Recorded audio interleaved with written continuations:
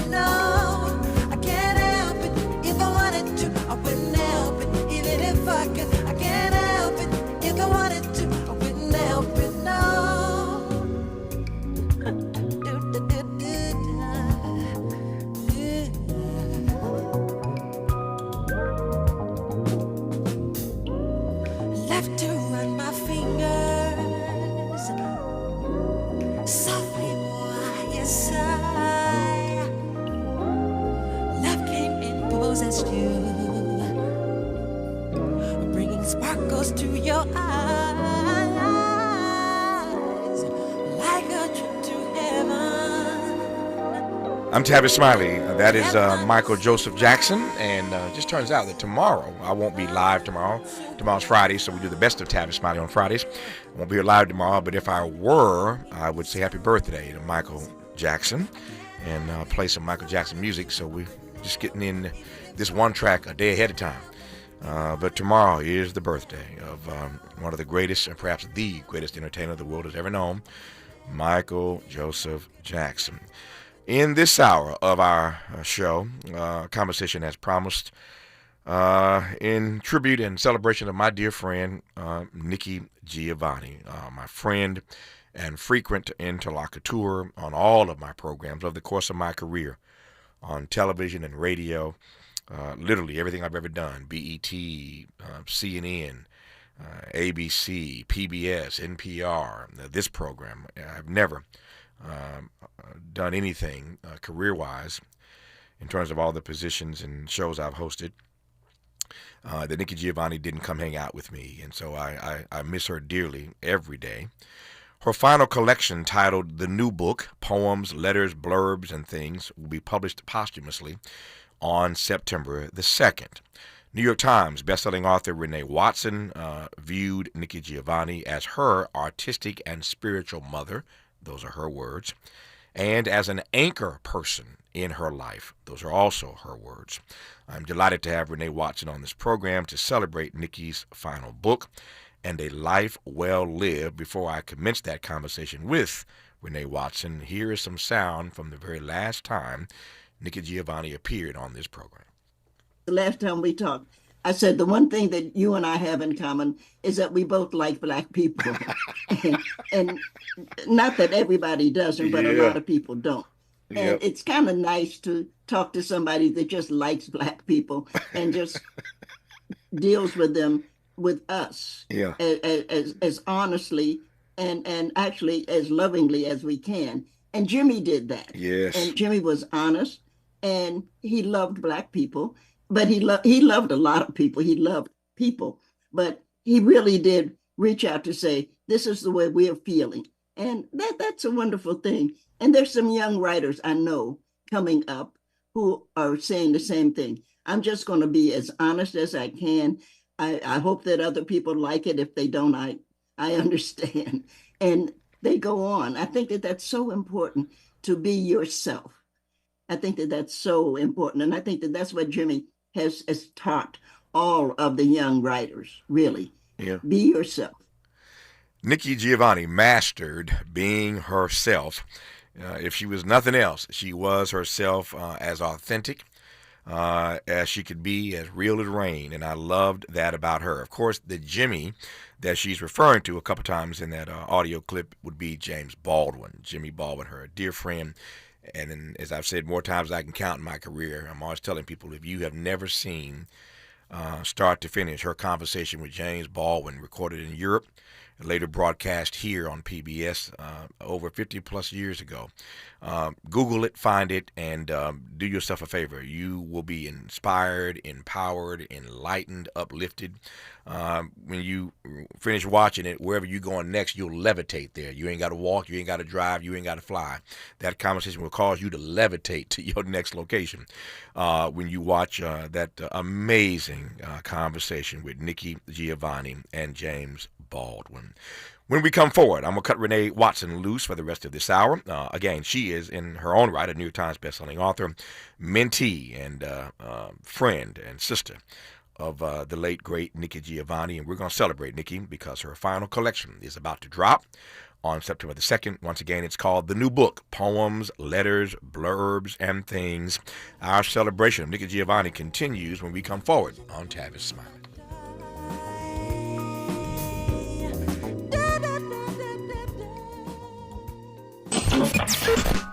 BET and PBS, the Tom Joyner Morning Show, and NPR, the cover of Jet and the cover of Time. #1 on the New York Times bestsellers list, 20 honorary doctorate degrees, a dozen NAACP Image Awards, a star on the Hollywood Walk of Fame, a Presidential Lifetime Achievement Award. From talk shows to talk radio, nobody's ever done it better. You like that? This is Tavis Smiley.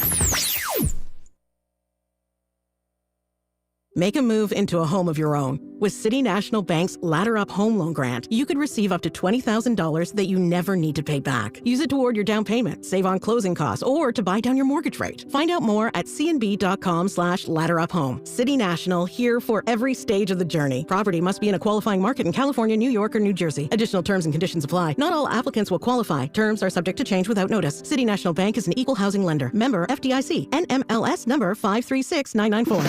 Are you ready to be a part of the conversation that will help shape our nation's future? Get ready to join us for the Left Coast Forum, Saturday, October 25th at LA Trade Tech, where progressive voices will come together to tackle the issues that matter most to working families across Los Angeles and beyond. From economic justice to climate action, from healthcare to housing, we're bringing together the brightest minds and most passionate advocates for real solutions and real change. With workshops, 2 major keynote addresses, and a closing reception with great music and good food. It's the Left Coast Forum, where your voice matters and your ideas take action. Saturday, October 25th at LA Trade Tech. Brought to you by KBLA Talk 1580 and the LA Progressive. The future won't wait, and neither should you. Mark your calendar now to be there and be heard. Stay tuned to KBLA Talk 1580 for more details.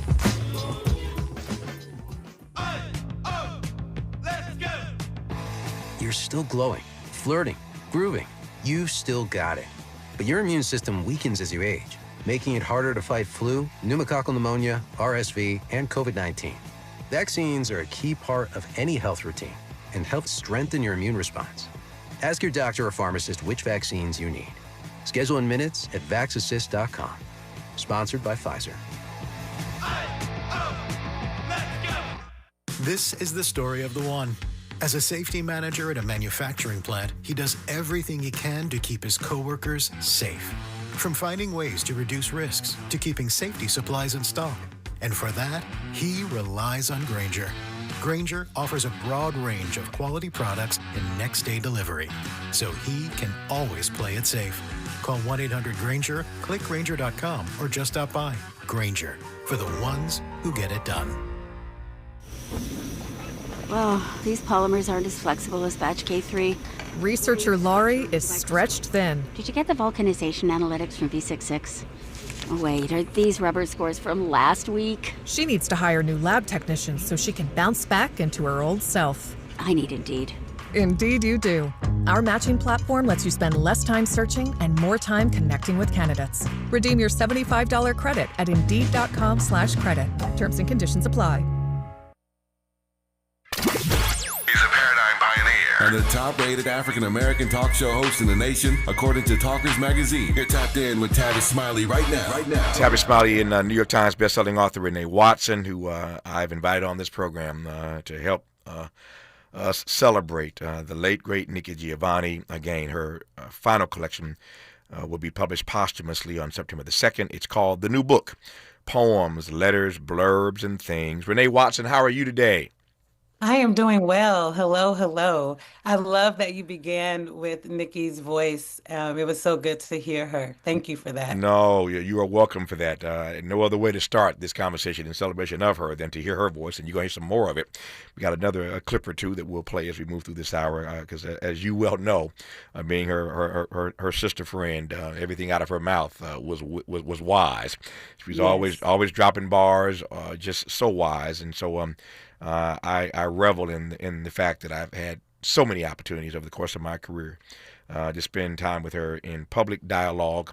And I don't know that anybody, I mean, I'm jumping out on a limb here. I guess I could do some research and find out. I don't know that anybody has had more public conversations with Nikki Giovanni than I've had. I mean, I've talked to her so many times on all the platforms I've been blessed and honored to host on.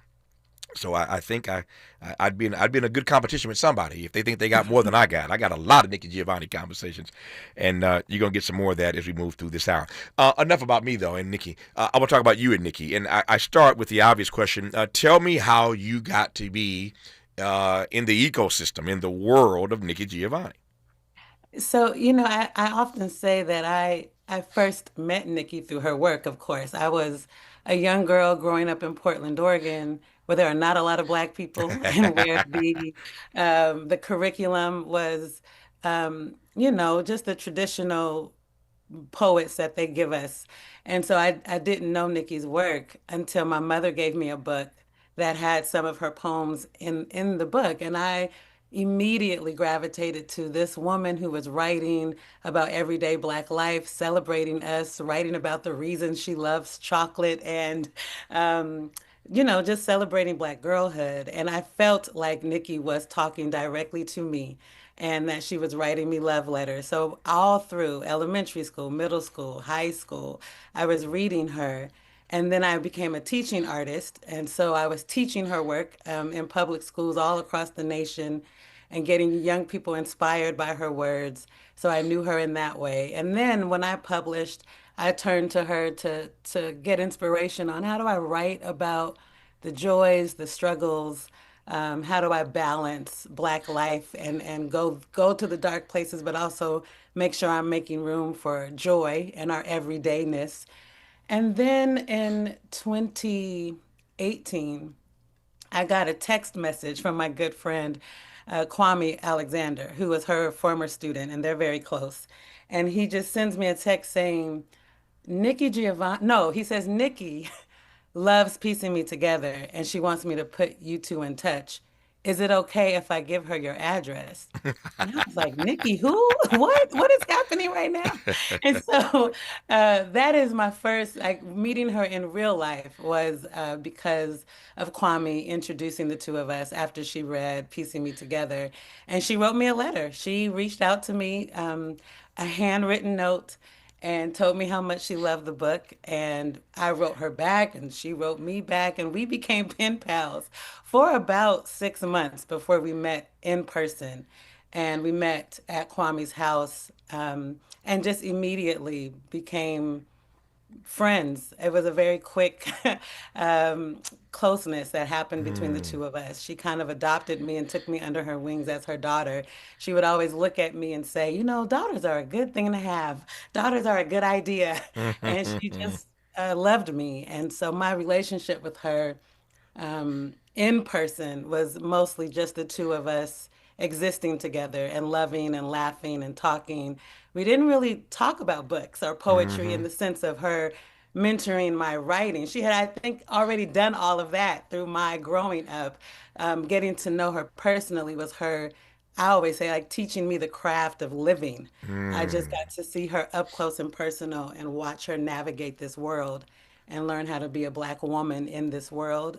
She was a great teacher for that. I have to brace myself. This is what happens when you talk to brilliant writers. Everything they say is quotable.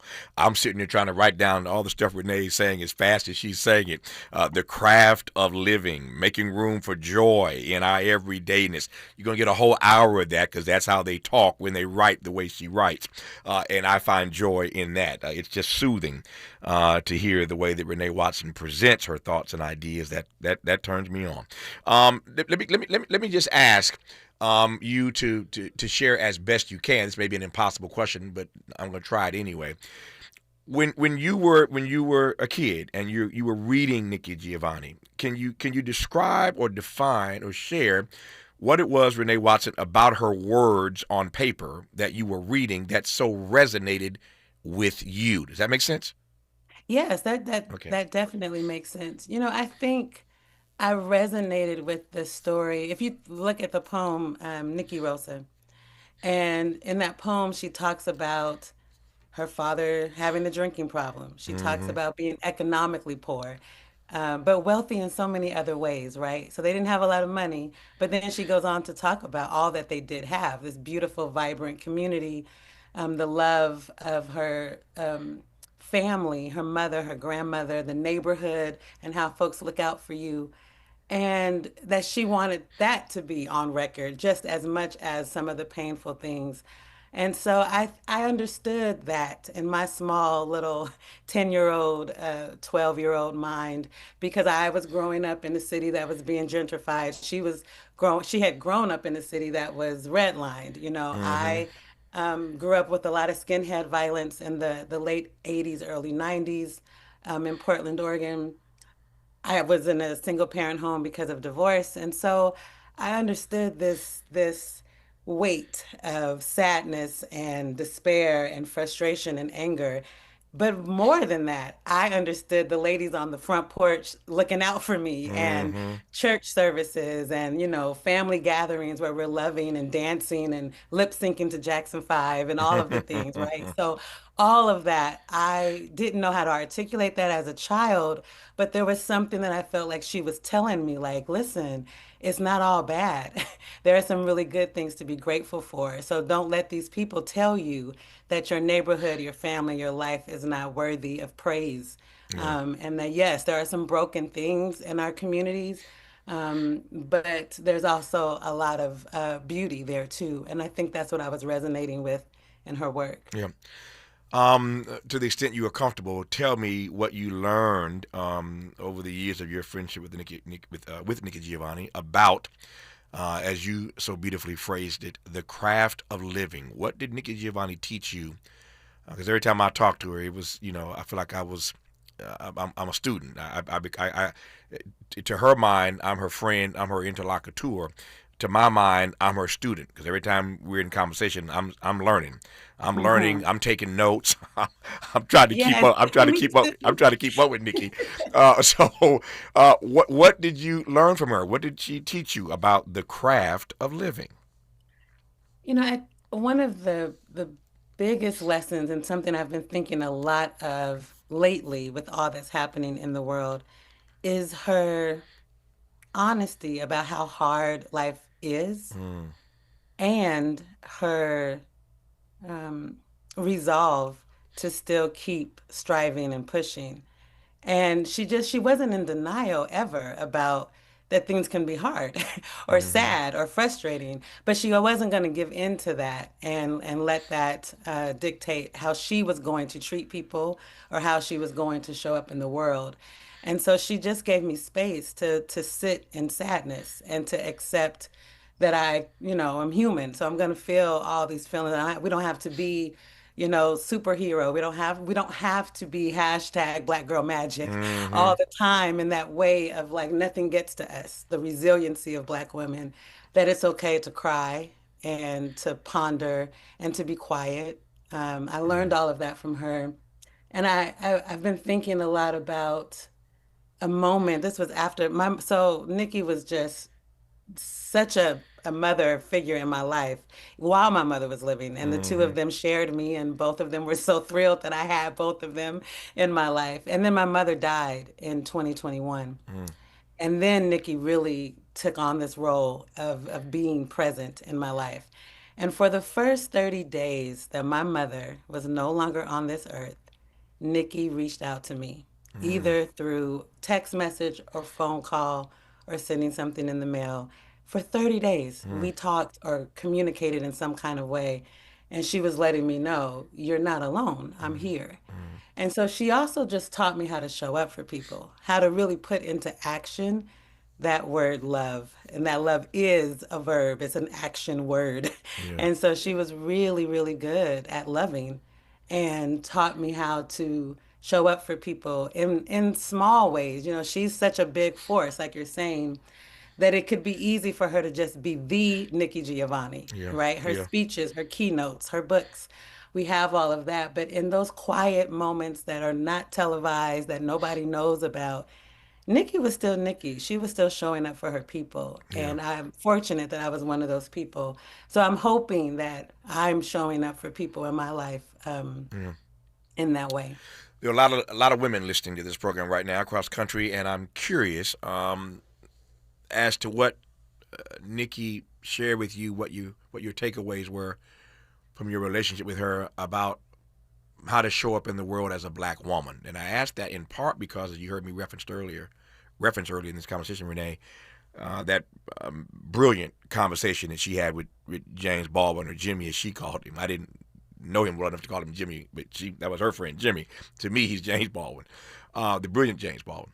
But that conversation always fascinates me because, as you know from having seen it, I'm sure many times as I have, she held her own.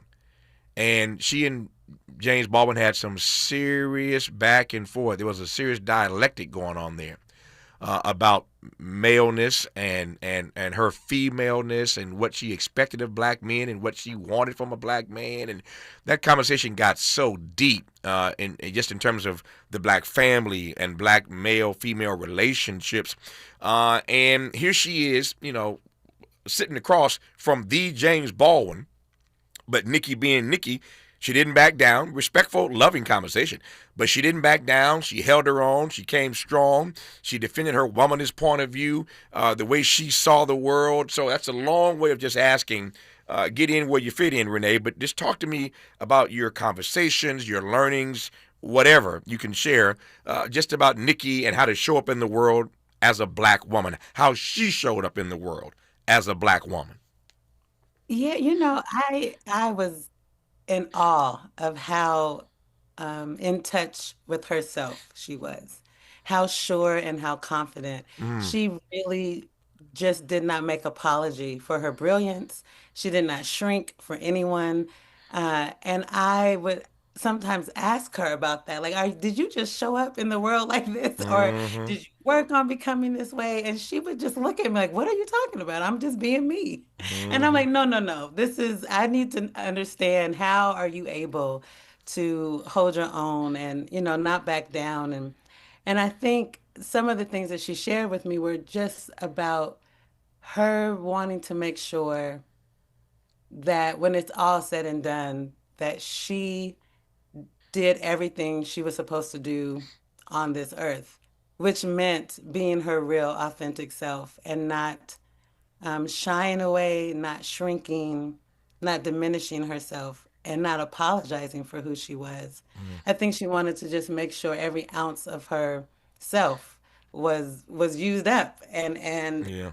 and so that means that sometimes you have to say the thing that that can be hard to say or uncomfortable to say, or you have to write the parts that no one else, is writing. And so I think that she was just very dedicated to, in every circumstance, not compromising who she was. Because I think there was this belief, well, and I agree that legacy is important and what you leave behind is important. And I think she was always aware that a lot of women were watching her, and that she wanted us to have that same confidence, to be able to speak your mind and show up and be your full self, even if you weren't saying a lot with words. Yeah.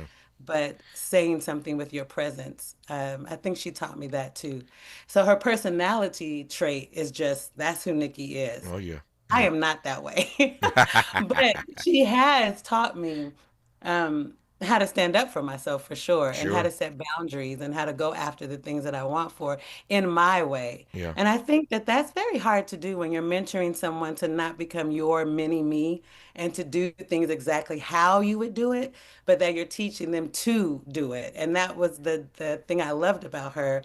I never felt her pushing me to do anything like she did it, but she absolutely was telling me, do not let this world dim your light. Yeah. And so, yeah, I think I want to also say that a part of how she was able to do that, I believe, is because she had a sisterhood, and she had downtime, and she had times of refreshing herself to then go back out and give.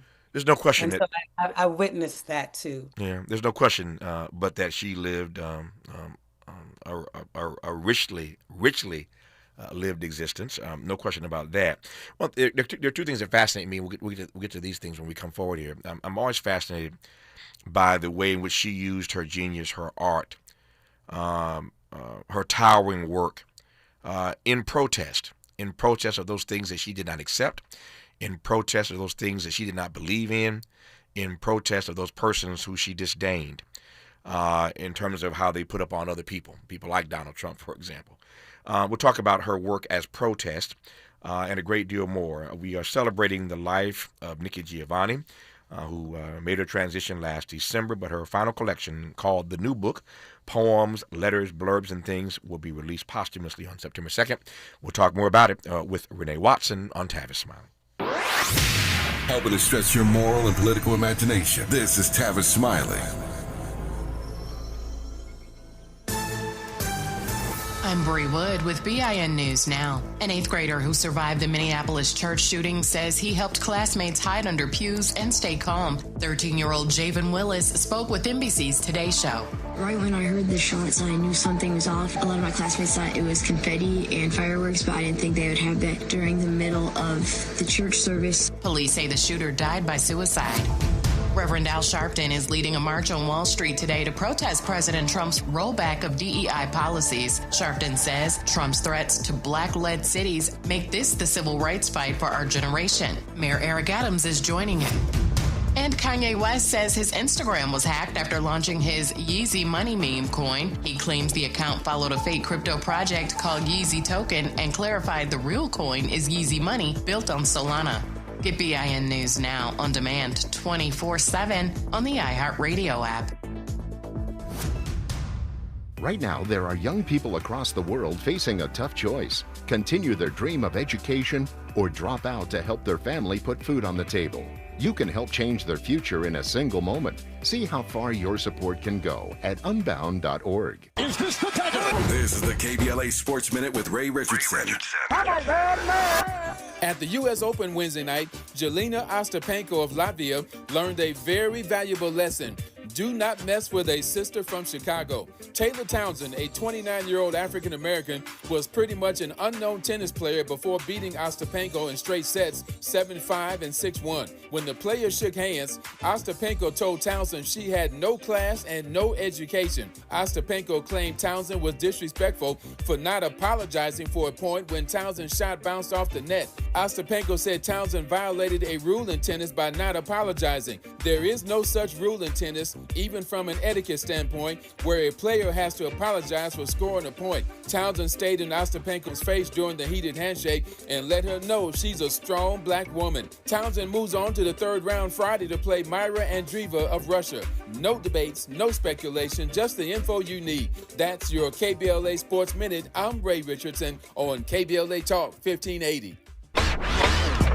Hi, I'm Jesse Jackson Jr., inviting you to join me weekdays at 12 noon right after Tavis Smiley here on KBLA Talk 1580. As a law school graduate and a theologian with a firm grasp of our body politic given almost 2 decades in Congress, my show is the fresh new home of an authentic, uncompromised quest for transformation and salvation, both personal and collectively, as I vigorously interrogate the theological and symbolic meanings embedded in our society. I promise to leverage my knowledge of history, theology, and both international and domestic issues to imagine an inclusive vision for the future, which I hope will inspire all of us to pursue life, liberty, and the pursuit of happiness as a given, not just an aspiration. So join me weekdays at 12 noon right after Tavis Smiley for 2 hours of the Jesse Jackson Jr. Show only on KBLA Talk 1580.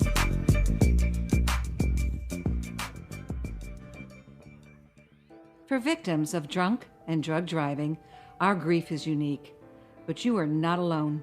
You always have a place at MAD. Call our 24-hour victim helpline at 877-MAD-HELP or visit mad.org. Paid for by government.com. Did you know? The United States Mint has issued a new Morgan silver dollar coin in proof condition for the first time. Not only that, they are also minted in 99.9% pure silver for the first time ever in history. Coin experts are calling this an amazing opportunity for anyone that knows the enduring popularity of Morgans. But you must hurry. Only 400,000 of these legal tender silver dollars were issued. These first ever Morgan silver dollars are brand new with stunning mirror-like finish, minted by the iconic San Francisco Mint. Call now and you're guaranteed a new first ever 99.9% pure silver proof Morgan dollar. To learn more, call 1-800-973-9717. If you order now, you will receive a free coin collector bonus pack, a $25 value, free with every order. Call 1-800-973-9717 now to secure your new Morgan silver dollars before they are gone. That's 1-800-973-9717. Yeah, yo, come on. Here come the drums. At KBLA Talk 1580,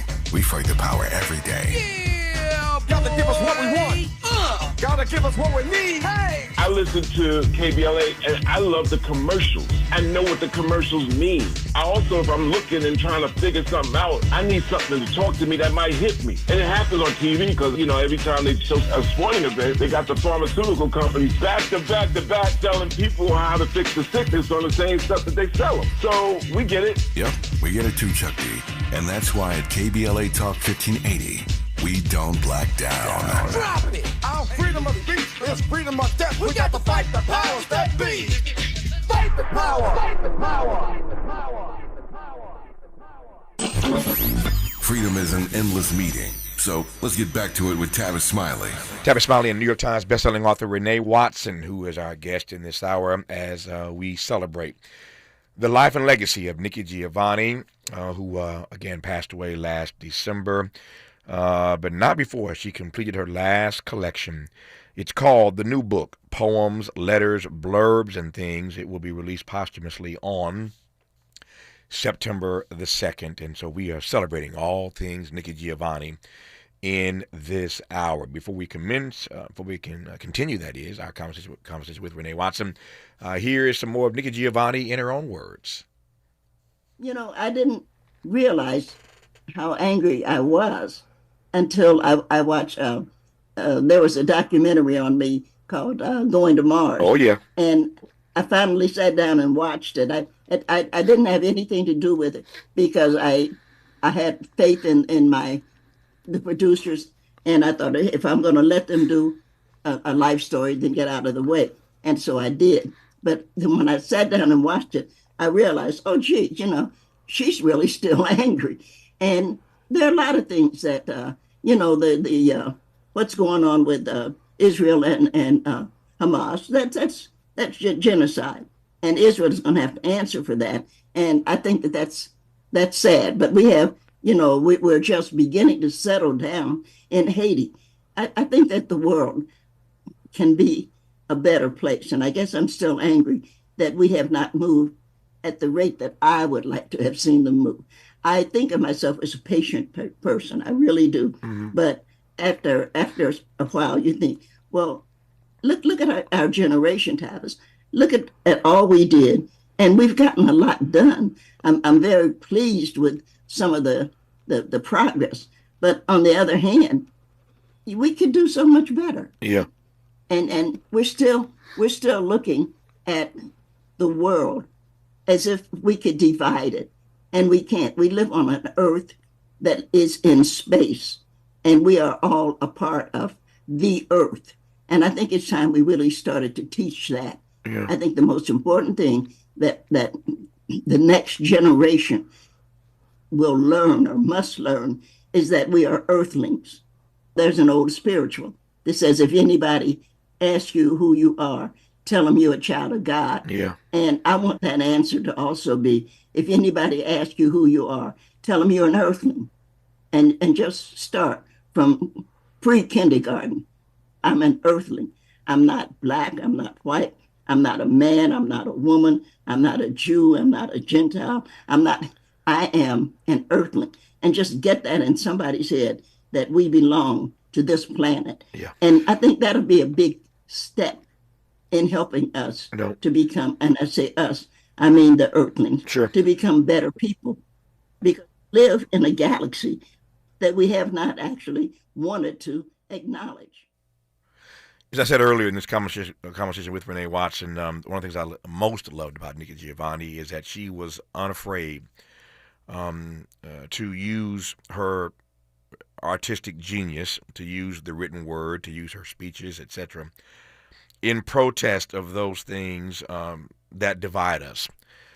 You hear some of that in that clip. Talk to me about that part, Renée, about your regard and your respect, I assume, for her. The same respect and regard that I had, as I said a moment ago, for her using her gift to speak about unapologetically those things that mattered to her.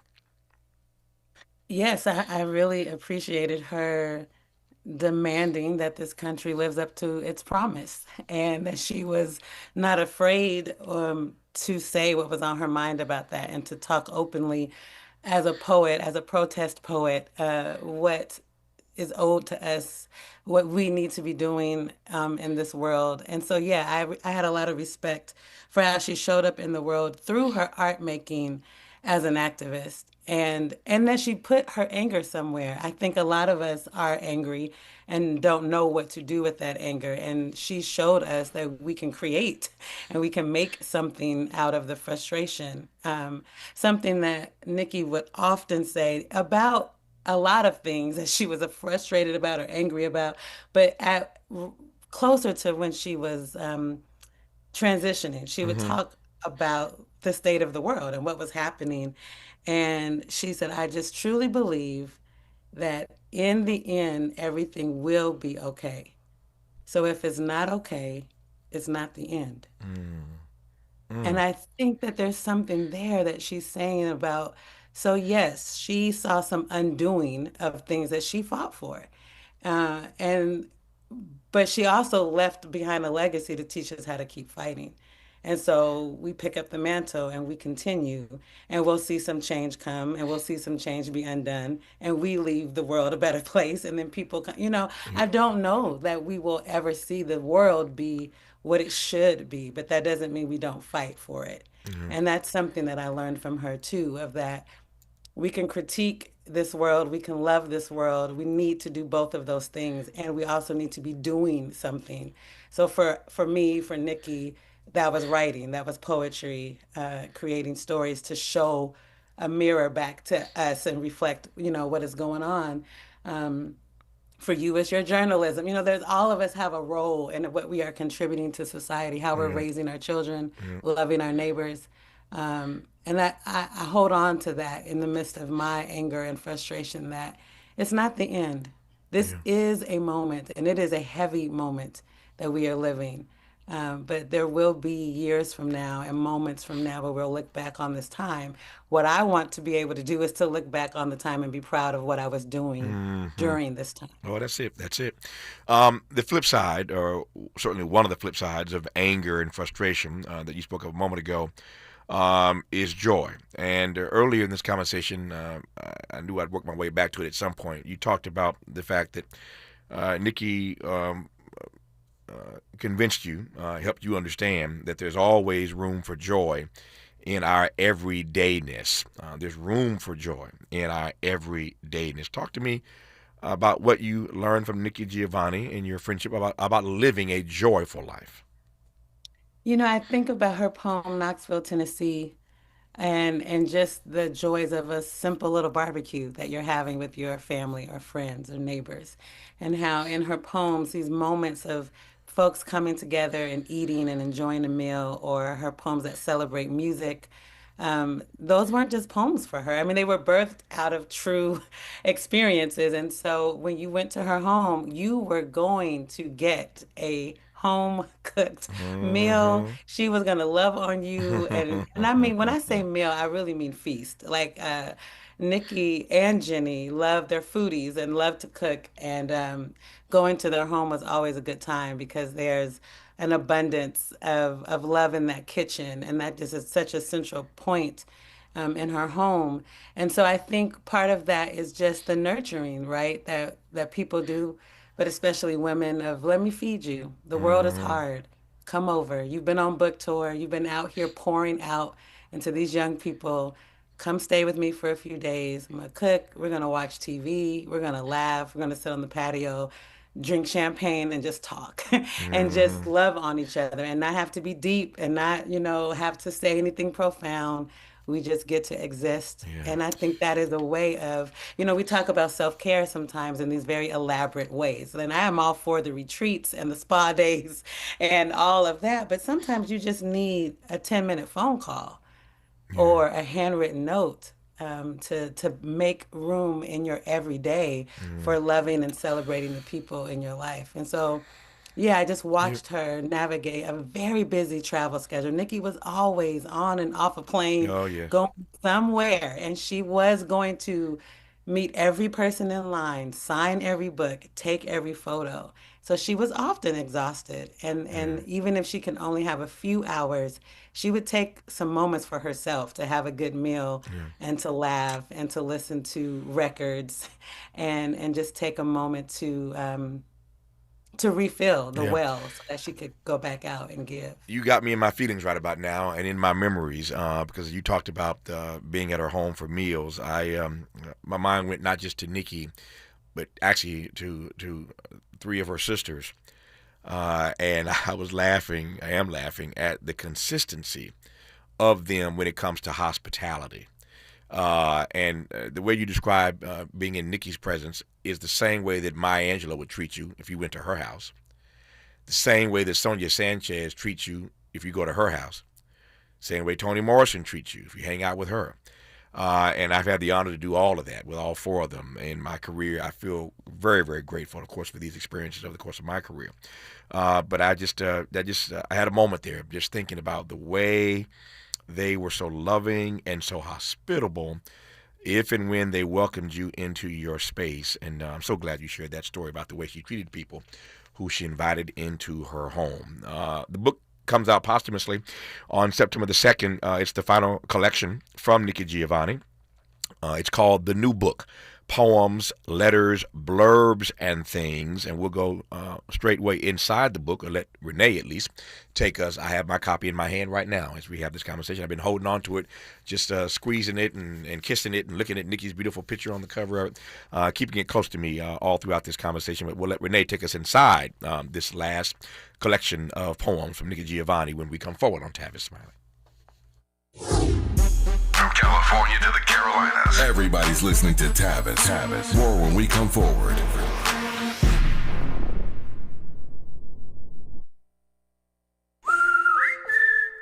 Hey, it's Matt, your leaf filter trusted pro. Gutters are an often neglected part of the home. They're also one of the most important. Clogged, overflowing gutters can cause serious problems like foundation damage or basement flooding, which can cost thousands of dollars to fix. Let's face it, cleaning gutters yourself is not only a hassle, it can be dangerous. But when you get Leaf Filter, you'll never have to worry about cleaning clogged gutters again. Get started today by visiting leaffilter.com/deal to schedule your free inspection. If you decide to move forward, we'll professionally clean, realign, and seal your gutters before installing our patented stainless steel micro mesh system. Leaf Filter keeps out everything but the water. And it's backed by a lifetime transferable no clogs warranty. So you're protected for good. We're in your neighborhood and ready to help. Visit Leaf Filter today for a free inspection and estimate, and you could save up to 30%. Visit leaffilter.com/deal. That's leaffilter.com/deal.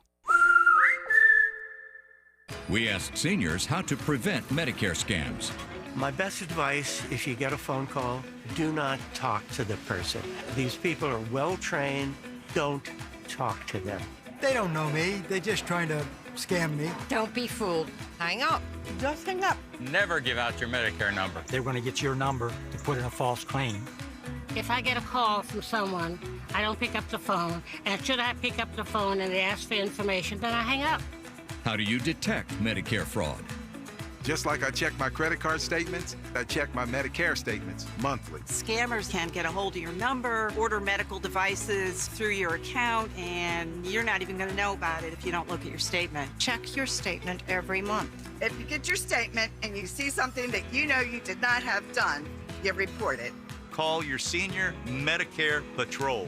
To report Medicare fraud, call the Senior Medicare Patrol at 855-613-7080. Hello, I'm Joe Cordell, founder of Cordell & Cordell. Divorce is complicated, especially when your small business or professional practice is involved. At Cordell & Cordell, we understand that these assets raise unique valuation and allocation issues. For 35 years, we've helped doctors, lawyers, and small business owners navigate divorce with confidence. Call us at Cordell & Cordell. Let me tell you, I understand on a personal level, your business is much more than a job. It's your legacy. 1455 Frazee, San Diego. CordellCordell.com. Hey, listen to this. All I needed was a new starter. Got a great deal on eBay. Did it myself. Yeah, that's cool. But how about the soft purr of an upgraded exhaust when it fits just right? For me, it's the little things. Like these new windshield wipers from eBay I installed. From small fixes to big upgrades, eBay has all the parts you need at prices you'll love. Guaranteed to fit every time. eBay. Things people love. Eligible items only. Exclusions apply. Less monologue, more dialogue. Tavis Smiley continues right now. It does indeed with Renée Watson, New York Times bestselling author, mentee, and sister friend of Nikki Giovanni. Again, the new book is called The New Book. Poems, letters, blurbs, and things. It comes out on September 2nd. What do we make, Renée Watson, of what Nikki left us with the new book? Oh my goodness, I love this book. I've spent so much time with it. I was the person who arranged it and put the poems in order because that had not happened yet. Nikki had finished everything and did all the revisions, and it was ready to go, and she was just about to put it in order just before she passed away. So I've really been with these poems, and I think this is Nikki being so vulnerable with us. We get letters that she's written, speeches that she's made. You know, it's not just poems. And we get to see her, how she is advocating, to your point earlier about using her power, her presence, her voice to speak up. You know, there's a letter that she writes. Where is she? She writes it to the Nature Conservatory about, hey, why don't you do something about Rockefeller Center having these Christmas trees and they're cutting down these old trees? You know, you should protest and do something about that. So you see her and her writing letters to advocate for things that she cares about. You see her love poems and her odes to food and to her neighbors and to the people that she loved. And you see her raging and critiquing America. And so it's a beautiful collection. And it's so Nikki, so her voice. And I really love that we get her poetry, but also her speeches and some of her keynotes. We get to see her address the students at Virginia Tech at one of the commencements.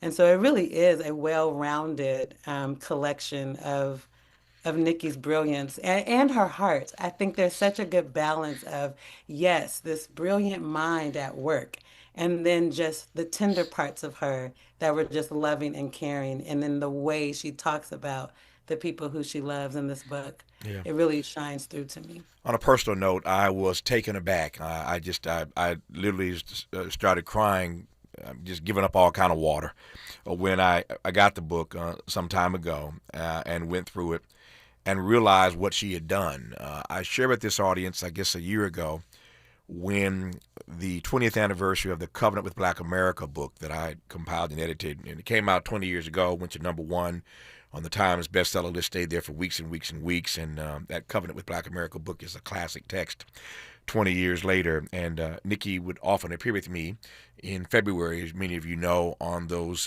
on the panels for the State of the Black Union Symposia that I used to moderate every year. And so when the 20th anniversary edition was about to come out last year, I called Nikki and I asked her, would she honor me by writing a poem, an original poem for that book?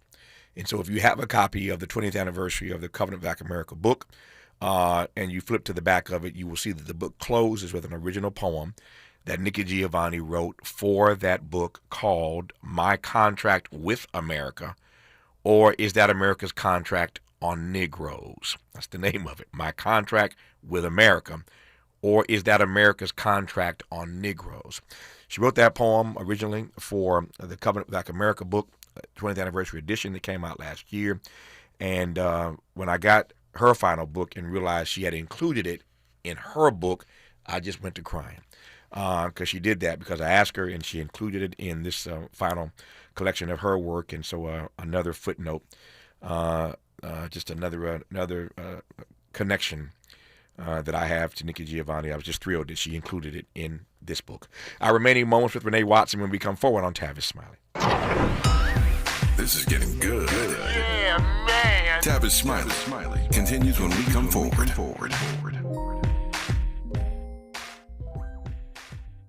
Paul's new drone startup just lost its most genius computer scientist. We just lost our best genius to some new genius who's got a genius new idea. I'm going to have to find a new genius, or two half geniuses, and fast. He needs a computer scientist that can keep his startup from falling down. I need Indeed. Indeed you do. When you sponsor a job on Indeed, it's easier for talented candidates to find it, which makes it easier for you to hire them. Visit Indeed.com/credit and get $75 towards your first sponsored job. Terms and conditions apply. KBLA Talk 1580. We've got a lot to talk about. KBLA Talk 1580, connecting you with services and solutions. The Los Angeles Regional Food Bank is on a mission to fight hunger and provide nutritious food to those in need across our community. They partner with federal, state, and local programs advocating for better policies and funding for critical hunger relief programs like Cal Fresh, the Emergency Food Assistance Program, and the Child and Adult Care Food Program. The food bank works with coalitions and local representatives to make sure hunger is addressed in every district of LA County. They also run nutrition education campaigns, raise hunger awareness, and source nutritious food for distribution, all while supporting regulations that allow food pantries to operate safely. Want to help? Visit lafoodbank.org or call 323-234-3030 to volunteer or find a food bank near you. Together, we can ensure that no one goes hungry in Los Angeles County. This is a community call to action from KBLA Talk 1580. Hey there, Los Angeles. This is James Lucky Jr., publisher and editor of Los Angeles News Observer.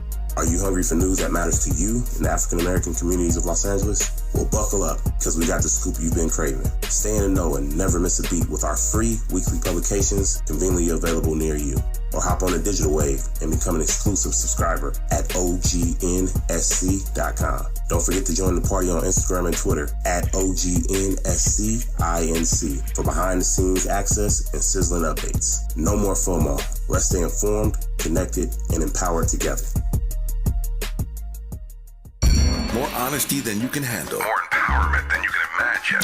You're tuned in to Tavis Smiley. I've got a tight 3 minutes left in this conversation, which I've enjoyed immensely with Renée Watson, New York Times bestselling author, celebrating Nikki Giovanni. And I've asked Ms. Watson whether she would do us the honor by closing this program, as Nikki always did whenever she came on. I always ask her to read something, and Nikki is no longer here to do it, but we have her book coming out posthumously on September 2nd. So in the few minutes I have left here, Renée Watson, I'm asking you to read something that you like from Nikki's final collection.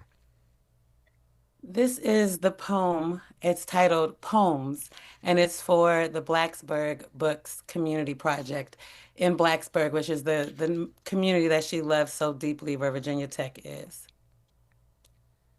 Poems, like the sunshine, warm us. Like the moon, make us fall in love. Like the stars, twinkle in our hearts. Like a creek ripples over fishes, which we catch, making us fall in love, like the moon on a starry night or the sunshine on a spring morning. Poems are a good idea. It's called Poems, and I love that final refrain. Poems are a good idea, and nothing truer has ever been said, and we are all the better for the fact that Nikki Giovanni actually believed that in every fiber of her being, that poems are a good idea. And she shared so many great poems with us. Her final collection is called The New Book, Poems, Letters, Blurbs, and Things. Once again, it publishes posthumously on September the 2nd. We lost her in December of last year, but we will never, ever forget the life and legacy, the work and witness of Nikki Giovanni. So long as I'm around and so long as Renée Watson is around, you would never forget Nikki Giovanni. We'll make sure of that. Renée Watson, thank you for the arduous work of finishing what Nikki started and curating this book and laying it out in an order and in a frame that we can all resonate with. So thank you for your curatorial work in that regard. Thank you for loving on Nikki as you did. I know it meant a lot to you. It means a lot to me that she loved on us. But thank you for being there for her when she most needed you to make sure this book would come out. I've enjoyed this conversation immensely and wish you nothing but the best in the months and years to come. Renée Watson, thank you, thank you, thank you. Thank you so much.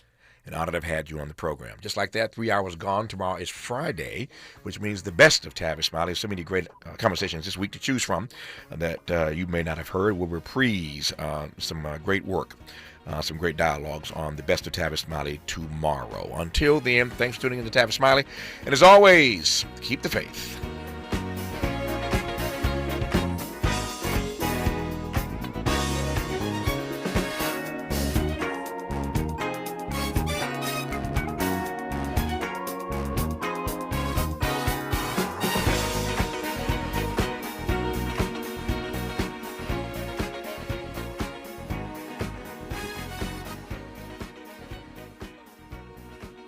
KBLA 1580 Santa Monica. I'm Bree Wood with BIN News Now. An 8th grader who survived the Minneapolis church shooting says he helped classmates hide under pews and stay calm. 13-year-old Javen Willis spoke with NBC's Today Show.